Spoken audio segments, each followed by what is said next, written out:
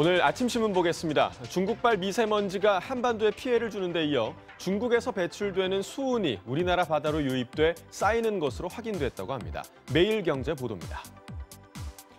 수은은 강한 독성을 가진 오염물질로 장기간 노출되면 중추신경계와 신장에 심각한 장애를 유발하는 것으로 알려졌는데요. 그런데 한국해양과학기술원의 조사 결과 대기를 통해 공급된 중국발 수은이 매년 약 21톤씩 우리 앞바다에 침적되는 것으로 확인됐다고 합니다.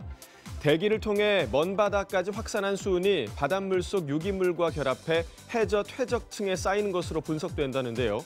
이는 대기를 통해 공급되는 상당량의 중국발 수은이 황해를 비롯해 동해와 태평양 지역까지 영향을 미칠 수 있다는 것을 의미한다고 합니다.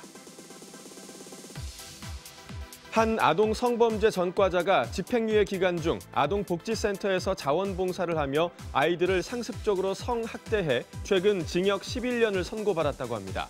자, 어떻게 이런 일이 가능했을까요? 현행법에 따라 성범죄자는 최대 10년까지 아동 청소년 관련 기관에 취업하거나 노무를 제공하는 것이 금지됩니다. 하지만 자원봉사자에 대한 제재 규정이 없어서 자원봉사는 할 수 있다는데요. 이 때문에 아동 성범죄가 수년에 걸쳐 이루어졌는데도 해당 아동복지센터는 이 사람이 아동 성범죄 전과자란 사실조차 모르고 있었다고 합니다. 깔끔하고 신뢰도를 주는 이미지로 한때 건물의 간판 점포 역할을 도맡았던 은행 영업점이 최근 건물 1층에서 밀려나 2층에 들어서는 사례가 늘고 있습니다.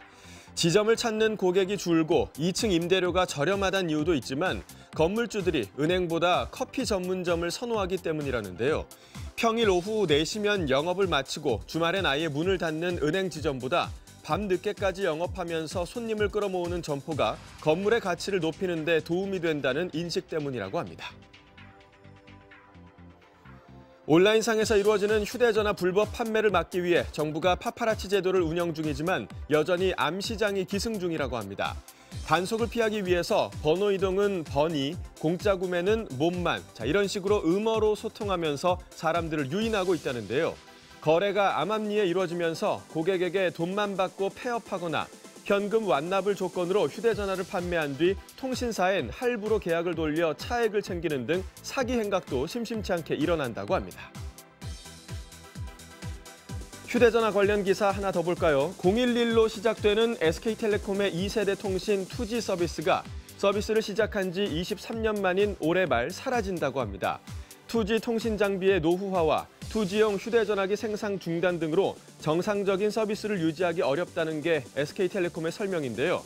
한편 지난해 12월 기준 70만 명의 2G 가입자가 있는 LG유플러스는 2G 서비스 종료를 따로 발표하지 않았습니다.